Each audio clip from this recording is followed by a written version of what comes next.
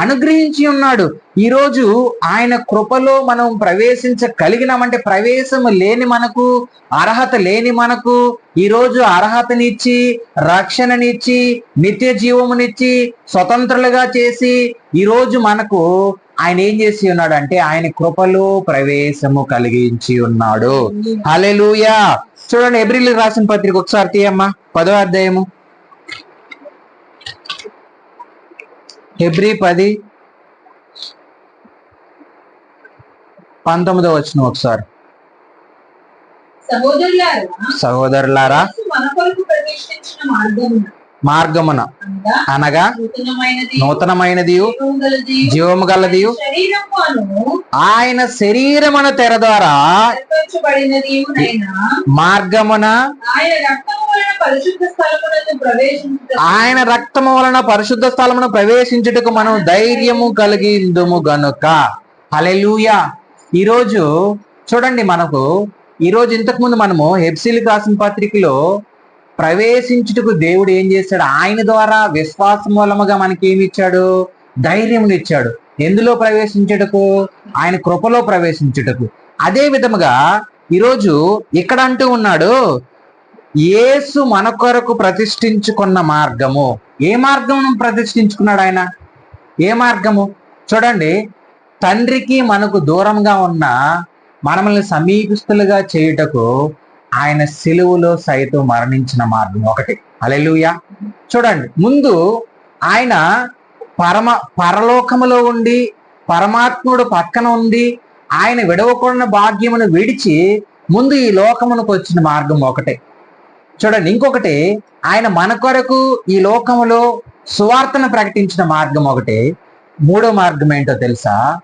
ఆయన మరణించాడు.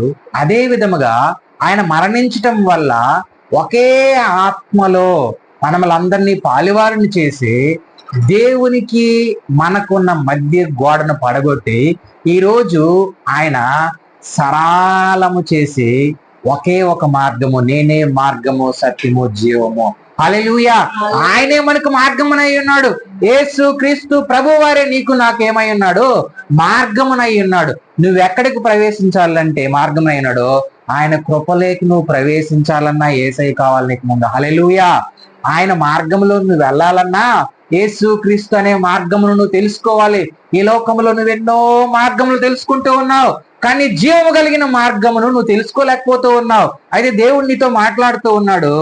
ఈరోజు ఏం చెప్తున్నాడో తెలుసా? నీవు నా మార్గంలోనికి వస్తే నీకు నిత్య జీవమును ఇస్తానంటూ ఉన్నాడు. హల్లెలూయా. నీవు నా మార్గమును తెలుసుకుంటే నేను దీన్ని రక్షిస్తాను. నీవు నా మార్గమును తెలుసుకుంటే నా ప్రేమను నీకు పంచిపెడతాను. ఈ లోకములో ఎక్కడా లేని మంచి ప్రేమ ఎక్కడన్నా ఉందనంటే అది దేవుని దగ్గర ఉంది. హల్లెలూయా.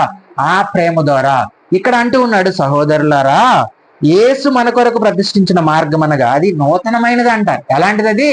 నూతనమైనది, జీవము కలిగినది. అదే విధముగా చూడండి, ఆయన శరీరమును తెర ద్వారా ఏర్పరచబడినది అయి మార్గము, ఆయన రక్తము వలన మనం పరిశుద్ధ స్థలమునకు నువ్వు చేరాలనంటే ఈరోజు నీతిమంతుడైన యేసు క్రీస్తు రక్తములో నువ్వు కడగబడాలి. హల్లెలూయా.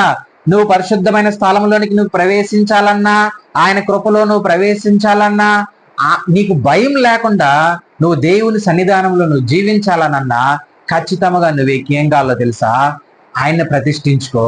ఆయన ప్రతిష్ఠించుకొని యేసు రక్తంలో నువ్వు కడగబడితే పరిశుద్ధమైన స్థలంలోనికి నువ్వు ప్రవేశించగలుగుతావు. ఒకానొక దినమున ఇజ్రాయెల్ ప్రజలు దేవుని సన్నిధానంలోనికి ప్రవేశించాలని అంటే వాళ్ళు సమాధాన బలులని, పాప పరిహారార్థ బలులని, ఇంకా రకరకాల బలులు దేవునికి అర్పించి దేవునితో సమాధానం పడి దేవుని సన్నిధానంలోనికి వాళ్ళు వెళ్ళేవారు. ఈ రోజు నువ్వు యేసు క్రీస్తు అనే ఆయన మన కొరకు వధింపబడిన గొర్రె పిల్లగా ఆయన మన కొరకు బలి అయినాడు. ఆయన రక్తంలో నువ్వు కడగబడితే ఖచ్చితంగా నూతనమైనది, జీవము కలిగినది, పరిశుద్ధమైన మార్గములో నువ్వు చేరగలుగుతావు. హల్లెలూయా.